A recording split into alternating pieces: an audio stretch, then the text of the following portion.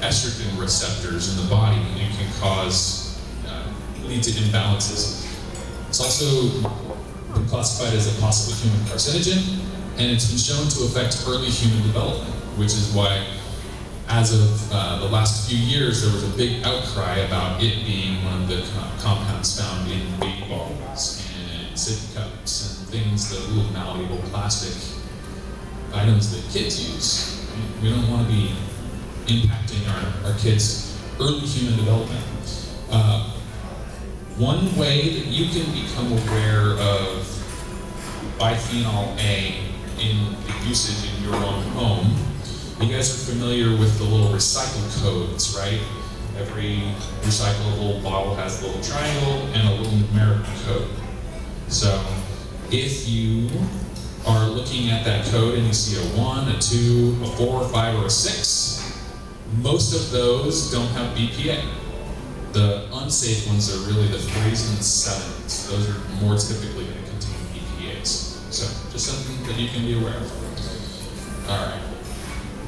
Now, given our limited amount of time, and probably I'm pushing a lot of your attention spans anyway, I can't really give information about every possible risk out there.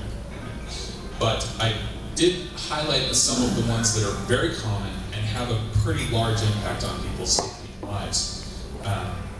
But there's thousands and thousands of potentially harmful chemicals out there in our manufacturing cycle.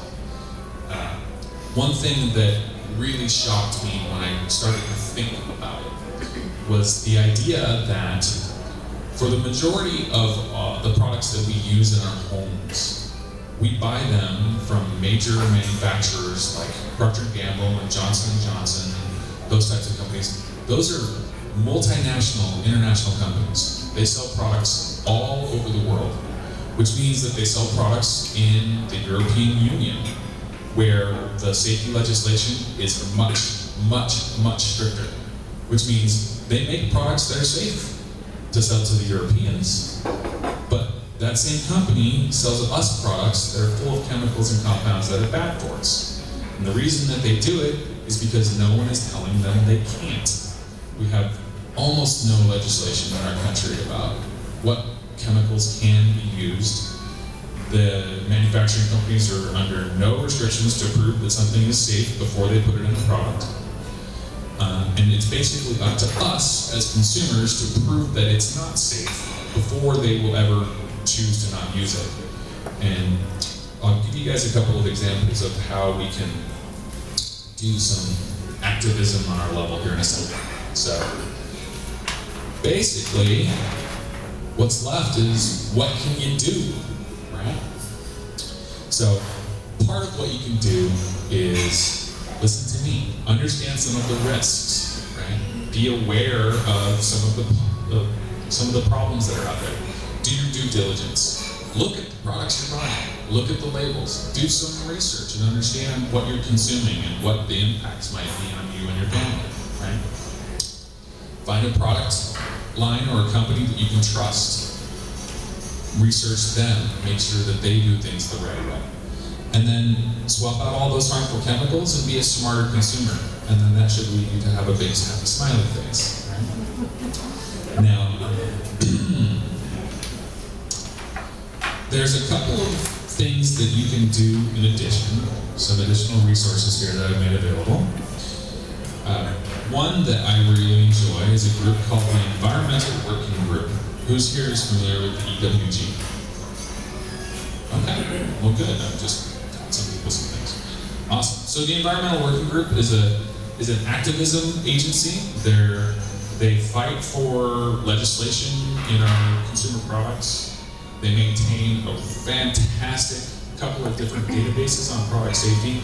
One that's all about personal care and skincare products, and they give ratings for all of the ingredients and tell you a relative safety rating for those. And then they also, just last year, launched one that does the same thing for cleaning products. So the personal care database is called Skin Deep.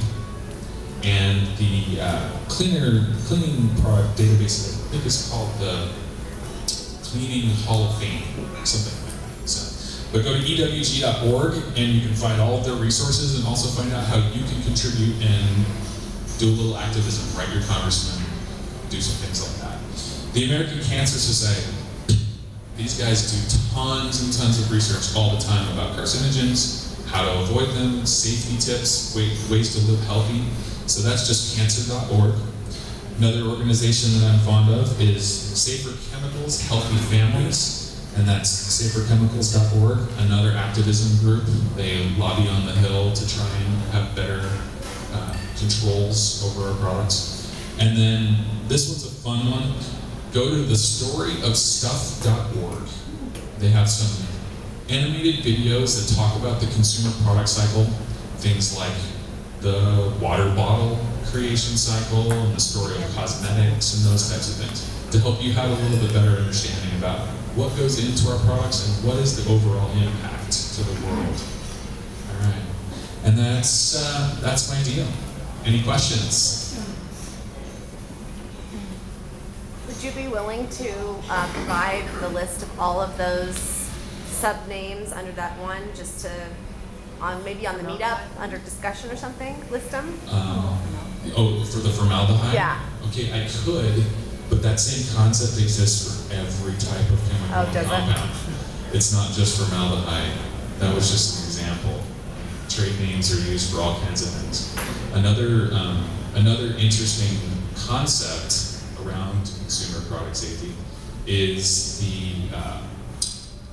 you ever see the term fragrance on a product? Mm-hmm. Okay, fragrance is very, very vague. And it's also classified as a trade secret. So companies are not required to divulge the ingredients of their fragrances because it's a trade secret. So what will often happen is companies will put stuff into their fragrance that they don't want to disclose on their label, right? And that's just another way that they can hide those things, right? So fragrance-free is a good way to go, but also just paying attention to those sorts of things. So I could provide the list, but it would just be one list of hundreds of lists, and that same information is available on lots of different websites. Well, that was a question I had. Where else can we find it? A lot of that information you can find from the Environmental Working Group. They maintain databases about product ingredients and so on. Yeah. I'm sorry. If you have a little bit of a technical background, you can look up a manufacturing safety data sheet called an MSDS, and you can search that on Google to find those. And the companies that use these have to disclose on an MSDS sheet what's in their products in a lot of cases. And so you can get some information come through the back door. MSDS. Okay. I like to go through the front door. My dollar is a big vote, and if I don't buy strawberries that are not organic, I'm telling the people who produce them and put all of these pesticides on my food that I don't want their materials in their foods. Yeah. So we can vote through our dollars. Absolutely. Yeah, that's one way of doing things. Dave? Ken, you brought up some really amazing facts and information, and opened up Pandora's box, a plethora of information that's out there about some of the toxic compounds or equipment products that we use on a daily basis. And it's not just in products that you put on the outside of your body, but it's, like you just said, it's in products that we put on the inside of our body. And the appalling fact is that the FDA does not do a good job in regulating and controlling what's in our products that we're putting on the outside of our body and inside of our body that we're coming into contact with. And they have allowed the manufacturing companies to mask and cover up products and dangerous chemicals in such staggering ways. I mean, most people don't even realize that all these things that we put on our body on the outside get from the inside of your body. And if you just have an idea of what they're doing to your body, it would be absolutely stunning. And which brings me to one last point in this whole jargon that I'm doing here, is that when your body gets exposed to toxins, it stores it in one place in your body, primarily. Yeah. It's in the fat cells. And if you're carrying excess weight, You're just a reservoir. You're like a vacuum sucking in all the stuff that you're getting exposed to. So it's all part of the big picture here that we need to assume personal responsibility for our own health. And I applaud you for bringing this information to us today. Thank you. Thanks, David. Yeah, absolutely. The things in our environment go into our bodies. Your skin is the largest organ in your body, and it absorbs things very, very rapidly. So if you are using products around or on your skin, what's in them will be in you. Bottom line. Thank you, David. Was there one more that Michelle? Yeah, I just, one thing that annoys me is when you purchase products that say that they're phosphate-free, and if you go to the organizations that come up with those terms to say that you can have so many parts per million and still say it's phosphate-free, but it doesn't mean it's zero phosphate. That's true. There's lots of wiggle words and wiggle room in all of our legislation. And what David was saying about companies controlling the legislation with their dollars, that's absolutely true. All of them are those big companies have a lot more money than any one of us do. And they spend a lot of it trying to make sure that the rules go their way. Okay, thank you.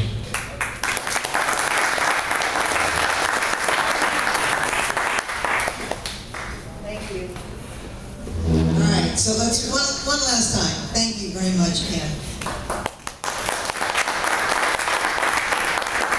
And hopefully you learned something from that, right?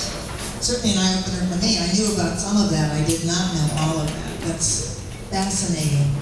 And we can do a lot more research. Thanks for the resources, Ken. That's great.